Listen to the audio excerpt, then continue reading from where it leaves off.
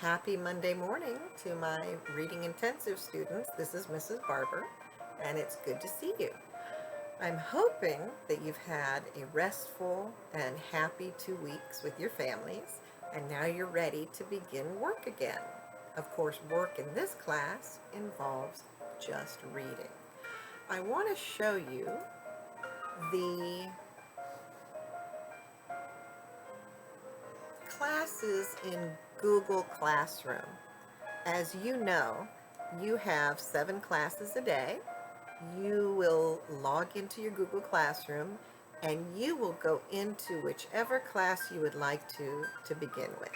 As long as you accomplish all of your classes by the end of the day and you submit your attendance activity to each teacher, we will be thrilled. So please keep in mind that you have to turn in an attendance activity every day by 9 p.m. in order to be marked present. Okay, with that being said, I want to show you the PowerPoint that I've presented for you. Of course, some of you have already seen this one slide in which I want to say how very much I have missed seeing all of you. You know, I came back to Athenian Academy in December because I miss seeing all of you so very much. And of course, I'm still here for you, even though that we're doing distance learning, forgive me. But I want to welcome you into my home.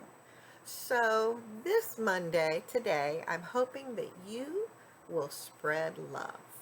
You can do random acts of kindness to help the other people in your home feel better about everything that's happening around us.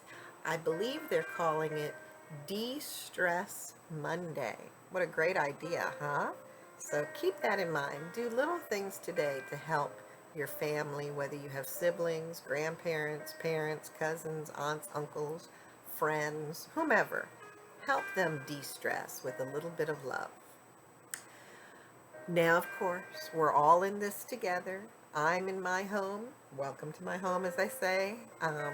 And you're in yours. Nobody's getting away with, frolicking in the waters unless no one else is there. So let's try to enjoy ourselves, even though maybe over the break we would have wanted to hit the beach or go to one of the amusement parks. We're just lucky to still have one another. So spread that love and be prepared for your Google Classroom experience. You know, this is brand new to all of us, so I hope that you will have patience with us, just like we will have patience with you.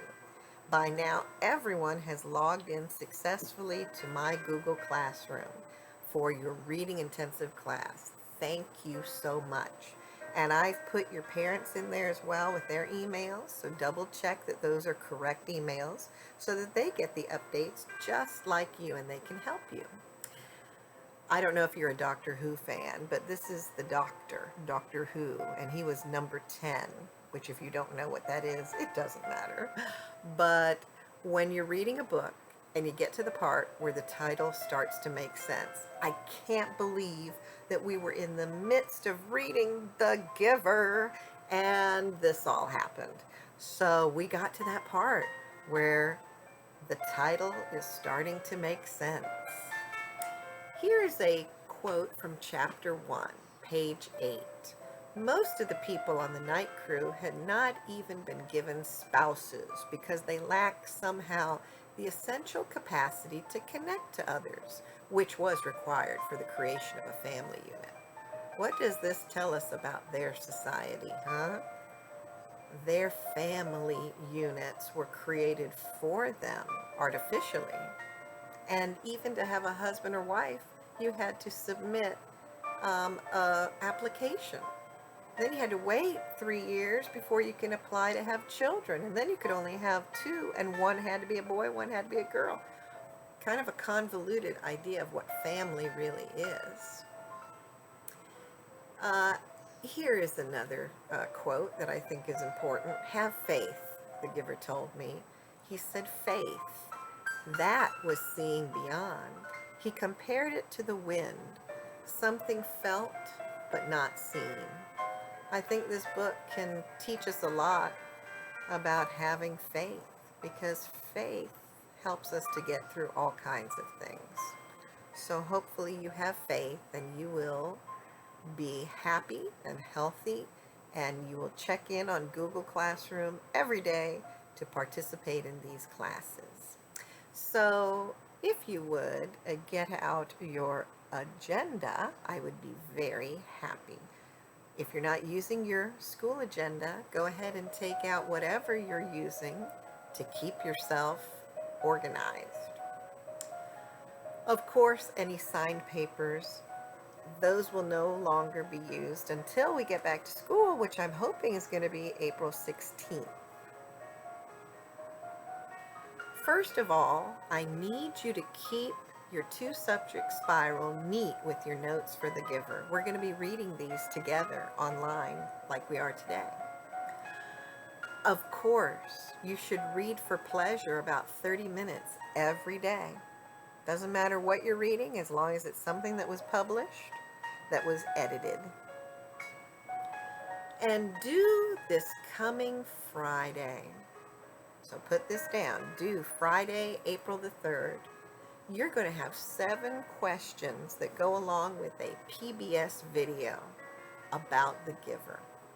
I want you to either type those answers out and share them with me at my email, or I want you to handwrite the answers, take a picture with your smartphone, and then email it to me. Also due Friday, you'll notice that there are vocabulary words, 1 through 8.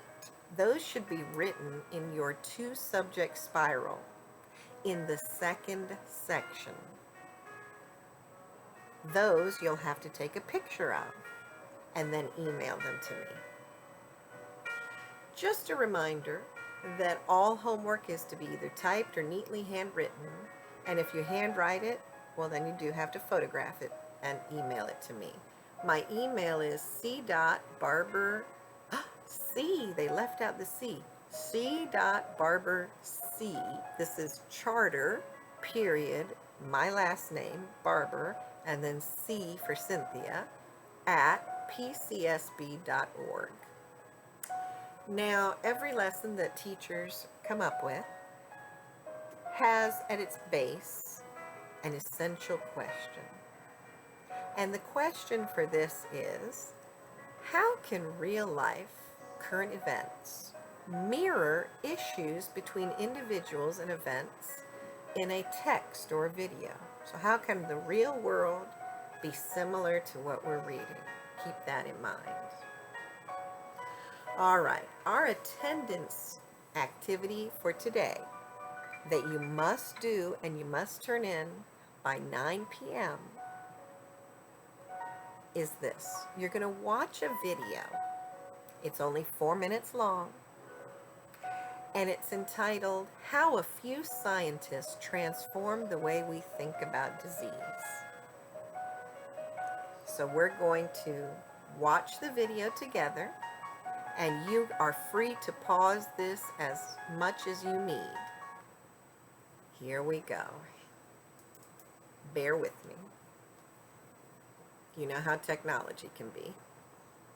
And you know how YouTube is. To fly a rocket ship, you need to be an optimist. Okay,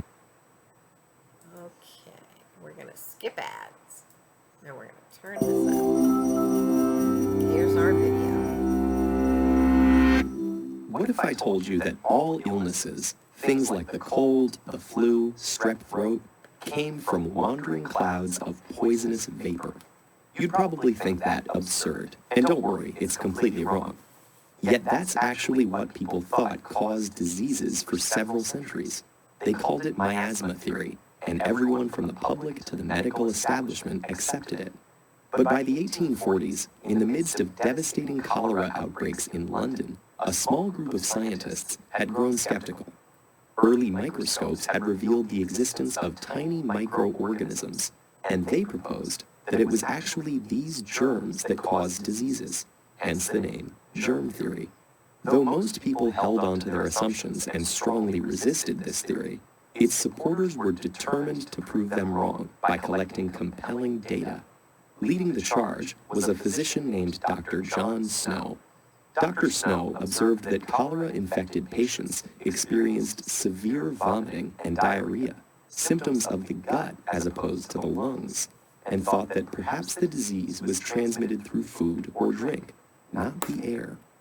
After investigating previous outbreaks, he became convinced that cholera was spread through contaminated water sources. Then, late in the summer of 1854, when cholera suddenly struck the Soho district, a neighborhood in London very close to his own, Dr. Snow was hot on its trail. He requested the records for the deceased, and within the first week, there had already been 83 deaths. He mapped out where each of the deceased had lived and found that 73 of them resided close to the water pump on Broad Street.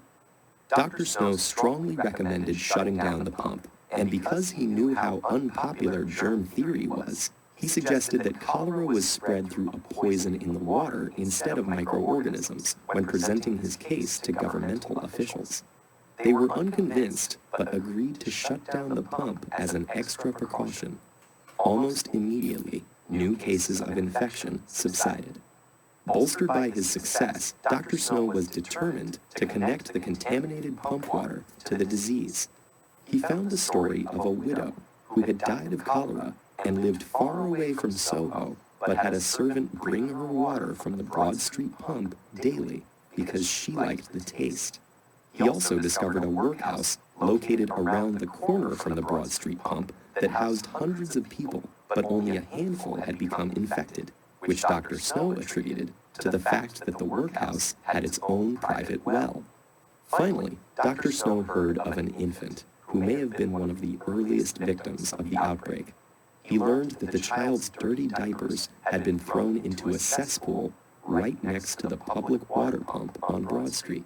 Again, Dr. Snow presented his case, but even then, city officials spurned his theory, not wanting to admit that there was human waste in London's water supply, or that they were wrong about miasma theory, which was, after all, hundreds of years old. It wasn't until 1884 that Dr. Snow's efforts were vindicated by Dr. Robert Koch, who isolated the cholera-causing bacterium. Koch developed a technique to grow pure cultures, and through a series of experiments definitively proved that a specific bacterium directly caused disease. Major contributions to germ theory also came from prolific scientist Louis Pasteur, whose study of microorganisms led to the development of the first vaccines. By challenging assumptions with data-driven research, these scientists discredited an age-old theory and sparked a revolution that was incredibly beneficial to public health. But all of this raises the question, what are the widely held scientific beliefs of today that our descendants will find ridiculous? And as any scientist would tell you, a question is an excellent place to start. So that video, hopefully you took some notes on. And now, if you'll look at our attendance activity number 1, it'll be 35 words minimum. You may type it or neatly handwrite it.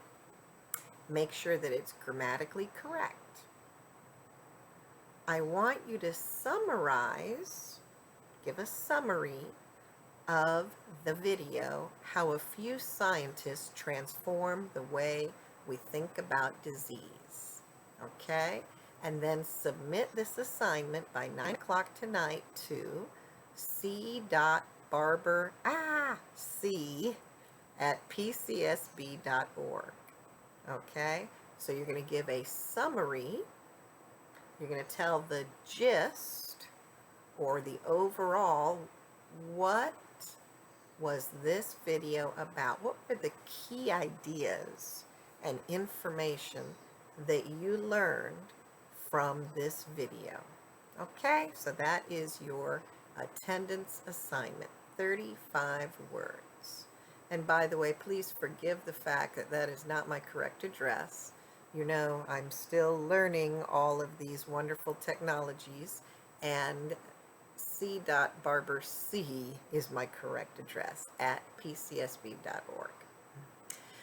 Now, for today, our actual lesson will be to read the first portion of our book we've already read, but we're going to read The Giver by Lois Lowry together. I have an online novel. It's the full book, and it looks just like the book we were reading in my classroom, which looked like this. Okay? Now, my 7th graders got a little further than my 6th graders in the novel. So we're going to be starting on page 80. We're starting on page 80. Let me bring it up. And that would be, you see the page numbers down here. And I will read this to you, and you'll read along, and you'll be in the first section of your 2-subject spiral. We're going to continue our notes. And if you're in 7th grade and you were absent, this is a great opportunity for you to catch up. All right, chapter 11. Jonas felt nothing unusual at first. He felt only the light touch of the old man's hands on his back. He tried to relax, to breathe evenly. The room was absolutely silent, and for a moment Jonas feared that he might disgrace himself now on the first day of his training by falling asleep. So if we recall, Jonas and his friends, they got their assignments or their jobs because it was the ceremony of 12, and he got the assignment to be the receiver. So he's the receiver. It's the most honored of all the jobs in their community. And he was like, what does this job entail? And we discovered that it entailed wonderful things, but it also entailed pain, physical and mental pain. And then he realized that one of the elders, who he never really noticed before, was an old man. And that was the person who was the receiver before him. And now that man is going to give Jonas these memories of their community that nobody else holds. So hence, the title of the book begins to make sense. Ah, the giver. Okay. Then he shivered. He realized that the touch of the hands felt suddenly cold. At the same instant, breathing in, he felt the air change, and his very breath was cold. He licked his lips, and in doing so, his tongue touched the suddenly chilled air. Now remember, in their community, the temperature, their environment is very carefully designed. So they don't have winters that are cold or summers that are really hot. They have a beautiful temperate, like 70 degrees all year long. No storms. They don't have to worry about hurricanes coming or hailstorms. If you saw in the news yesterday, hailstorms. They have none of that. Tornadoes, nothing. Okay, keep that in mind. It was very startling, but he was not at all frightened now. He was filled with energy, and he breathed again, feeling the sharp intake of frigid air. Now, too, he could feel cold air swirling around his entire body. He felt it blow against his hands, where he lay at his sides and over his back. The touch of the man's hands seemed to have disappeared. Now he became aware of an entirely new sensation. Pinpricks? No, because they were soft and without pain.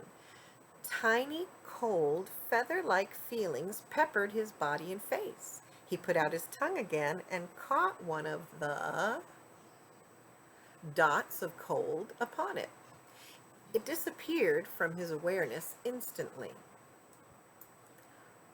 But he caught another and another. The sensation made him smile. One part of his consciousness knew that he was still lying there on the bed in the annex room. Yet another separate part of his being was upright now, in a sitting position, and beneath him he could feel that he was not on the soft, decorated bed covering at all, but rather seated on a flat, hard surface, his hands now held, though at the same time they were still motionless at his sides, a rough, damp rope. And he could see, though his eyes were closed, he could see a bright, whirling torrent of crystals in the air around him. And he could see them gathering on the backs of his hands like cold fur. His breath was visible. So put in your notes, please, that during his first session with the giver, Jonas experiences snow. So during his first session with the giver, he experiences snow. Imagine that for the first time. Maybe some of you have never experienced snow at all. Growing up in the Virgin Islands, I hadn't experienced it until I was in 8th grade. And that's when I moved up to North Carolina with my dad. And wouldn't you know, they had the worst snow there that they'd had in 50 years, the year I arrived. But that's neither here nor there. All right, back to the story. Beyond, through the swirl of what he now somehow perceived was the thing the old man had spoken of, snow, he could look out and down a great distance. He was up high someplace. The ground was thick with the furry snow, but he sat slightly above it on a hard, flat object. Sled, he knew abruptly. He was sitting on a thing called sled, and the sled itself seemed to be poised at the top of a long, extended mound that rose from the very land where he was. Even as he thought the word mound, his new consciousness told him hill. You see, in their community, they don't even have hills. So put down that Jonas experiences a hill for the first time. Imagine, there are people who grew up on flat land, kind of like, you know, in this area that we live in, everything's pretty flat. But if you go north into Tallahassee even, you start getting some rolling hills.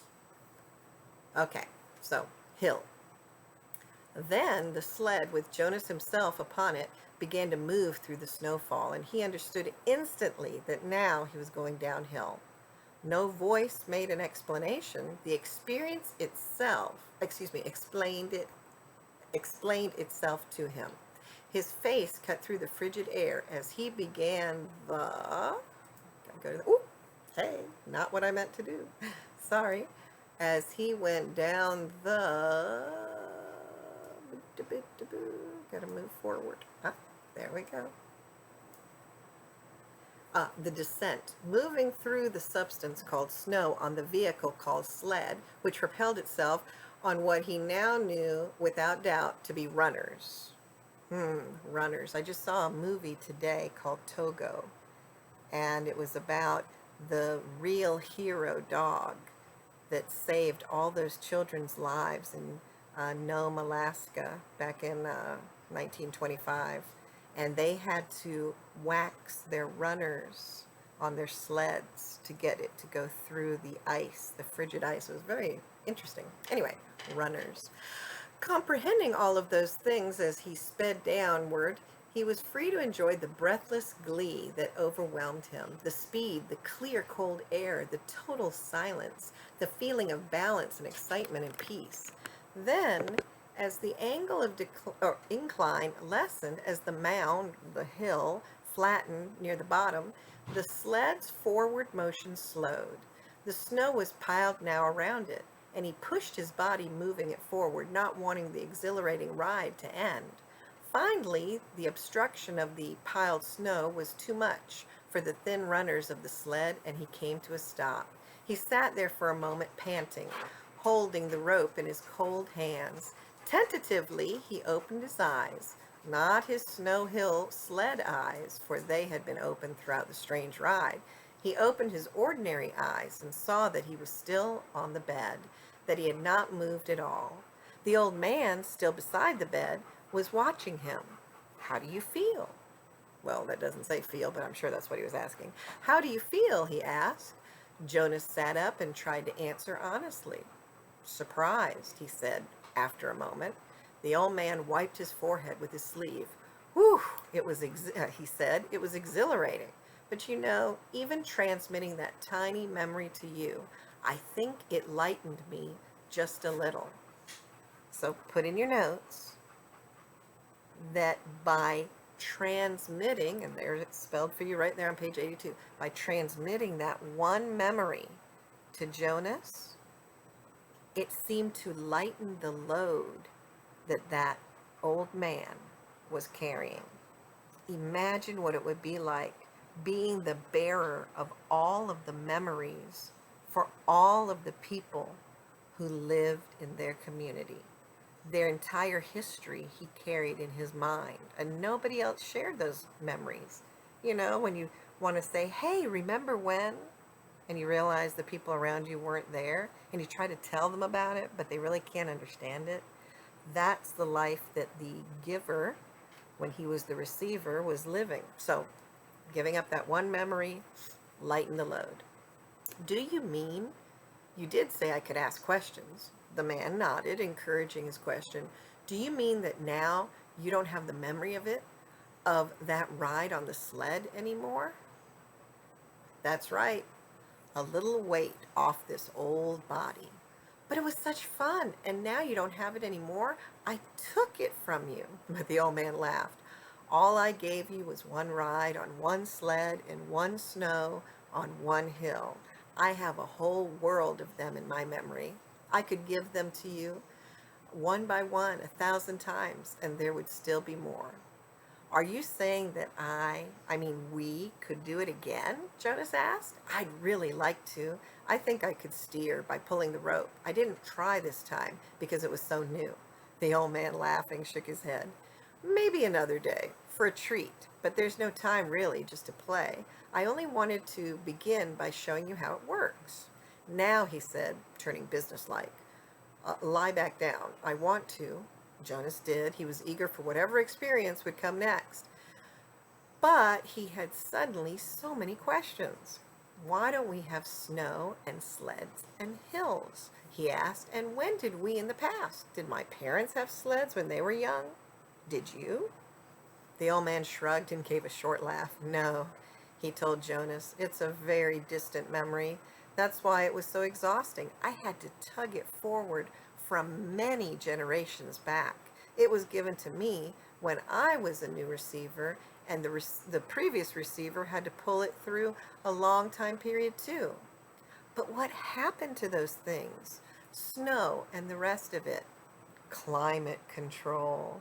Snow made food difficult, limited the agricultural periods. So in your notes, write down that the community got rid of all types of weather through climate control. I mean, it seems like a good thing, right? We don't want to destroy and kill all of these endangered species. We need to control our climate. Why, even with what's happening in the world today with this pandemic, you must have seen some of the news saying how the air is much clearer above China, saying how the canals in Venice are finally not polluted. They also are clear. So there are benefits to bad things, but certainly, would you want to get rid of everything just to have it perfect and never have the opportunity to see snow? Anyway, an unpredictable weather made transportation almost impossible at times. It wasn't a practical thing, so it became obsolete when we went to sameness. Remember, sameness isn't just that all the people are the same, it's all of the communities are the same, the weather's, everything's the same. And hills too, he added, they made conveyance of goods unwieldy. Trucks, buses slowed them down. So he waved his hand as if as if a gesture had caused hills to disappear. Sameness, he continued. Jonas frowned. I wish we had those things still, just now and then. The old man smiled. So do I, he said, but that choice is not ours. But, sir, Jonas suggested, since you have so much power, the man corrected him. Honor, he said firmly. I have great honor. So will you. But you'll find that that is not the same as power. Lie quietly now. Since we've entered into the topic of climate, let me give you something else. And this time I'm not going to tell you the name of it because I want to test the receiving. You should be able to perceive the name without being told. I gave away snow and sled and downward hill and runners by telling them to you in advance. Without being instructed, Jonas closed his eyes again. He felt the hands on his back again. He waited. Now it came more quickly, the feelings. This time the hands didn't become cold, but instead began to feel warm on his body. They moistened a little. The warmth spread, extending across his shoulders, up his neck, onto the side of his face. He could feel it through his clothed parts, too, a pleasant, all-over sensation. And when he licked his lips, this time the air was hot and heavy. Hot and heavy. He didn't move. There was no sled. His posture didn't change. He was simply alone, someplace out of doors, lying down, and the warmth came from far above. It was not as exciting as the ride through the snowy air, but it was pleasurable and comforting. Suddenly, he perceived the word for it. Sunshine. He perceived that it came from the sky. Then it ended. Sunshine, he said aloud, opening his eyes. Good, you did get the word. That makes my job easier. Not so much explaining. And it came from the sky. That's right, the old man said, just the way it used to, before sameness, before climate control. Jonas added. So put in your notes that the second experience that Jonas gets is the feeling of sunshine. Sunshine. So it must be that in their community, it's just slightly overcast. You know, nobody's going to go out there and have to wear sunscreen or, risk getting a sunburn. Okay, the man laughed. You receive well and learn quickly. I'm very pleased with you. That's enough for today, I think. We're off to a good start. There was a question bothering Jonas. Sir, he said, the chief elder told me, she told everyone, and now told me too, that it would be painful. So I was a little scared, but it didn't hurt at all. I really enjoyed it. He looked quizzically at the old man. The man sighed. I started you with memories of pleasure. My previous failure gave me the wisdom to do that. He took a few deep breaths. Jonas, he said, it will be painful, but it need not be painful yet. I'm brave, I really am. Jonas sat up a little straighter. The old man looked at him for a moment. He smiled. I can see that, he said. Well, since you asked the question, now let me see about turning this back. Woo! Now since you asked, to do the question. Oh, it's over here, see? Technology. Oof. Talk about changes. Huh. Who would have thought books would be digital? Anyway, since you asked the question, I think I have enough energy for one more transmission. Lie down once more. This will be the last today. Jonas obeyed carefully. He closed his eyes, waiting, and felt the hands again. Then he felt the warmth again, the sunshine again, coming from the sky, of this other consciousness that was so new to him. This time, as he lay basking in the wonderful warmth, he felt the passage of time. His real self was aware that it was only a minute or two, but his other memory-receiving self felt hours pass in the sun. His skin began to sting. Restlessly, he moved one arm, bending it, and felt a sharp pain in the crease of his inner arm at the elbow. Ouch, he said loudly, and shifted on the bed. Ow, he said, wincing at the shift, and even his mouth to speak made his face hurt. He knew there was a word, but the pain kept him from grasping it. Then it ended. He opened his eyes, wincing with discomfort. It hurt, he told the man, and I couldn't get the word for it. It was sunburn, the old man told him. It hurt a lot, Jonas said, but I'm glad you gave it to me. It was interesting, and now I understand better what it meant that there would be pain. The man didn't respond. He sat silently for a second. Finally, he said, "Get up now. It's time for you to go home." So put in your notes that the giver shared the experience of a sunburn with Jonas, a sunburn. You know, we're very fortunate nowadays. We do have things like sunblock and so forth. But when I was growing up in the islands, the only thing we put on ourselves were heavy oils. Copper tone, was a sun enhancement, not a sun blocking. But anyway, I digress. So the sunburn. If any of you have ever felt a sunburn, you know it's not pleasant. All right. They both walked to the center of the room. Jonas put his tunic back on. "Goodbye, sir," he said. "Thank you for my first day." The old man nodded to him. He looked drained and a little sad. "Sir?" Jonas said shyly, forgive me. "Yes? Do you have a question?" "It's just that I don't know your name. I thought you were the receiver, but you say that now I'm the receiver, so I don't know what to call you." The man had sat back down in the comfortable upholstered chair. He moved his shoulders around as if to ease away an aching sensation. He seemed terribly weary. "Call me the giver," he told Jonas. Oh, the name of the book of the giver. All right. You might hear noises in the background as I'm reading this to you, and that would be my wonderful puppies. Remember, I told you I have Sammy, and he's 17, almost 18 years old now. And sometimes when he gets up and down, he makes noises like it's difficult for him. So please grin and bear with me. I don't have a soundproof room or a studio in which to record this. All right, so we're on page 88, and we're going to stop there for today, and we'll continue daily with our novel. Okay? So page 88. Now, of course, I'm thrilled to share my time with you.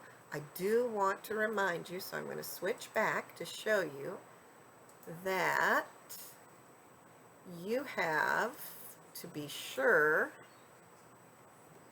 Hold on. Here we go.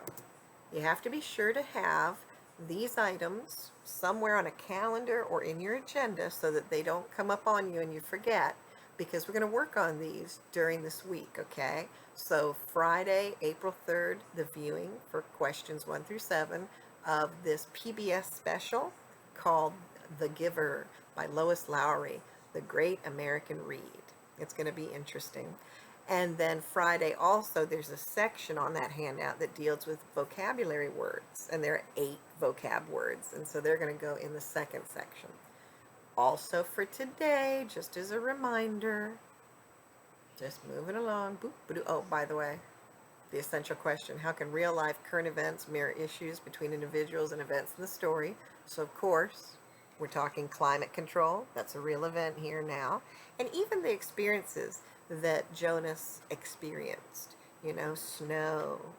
Isn't that awesome? And a hill. And a sled. Joyful things like that. Or sunshine. But then, of course, the negative, the sunburn. Anyway, don't forget to do your attendance activity. That needs to be turned in before 9 o'clock tonight. I really appreciate you allowing me to come into your homes, and welcome to my home. As I say, you know, I have a green screen behind me. I don't know if I'm going to get it working or not, but my goal is to have changing images behind me. So keep in mind, you're going to work hard, you're going to be positive, and you're going to prove to your family that you are an A+ student, but more importantly, you have good character. So have a great day, and I'll see you tomorrow.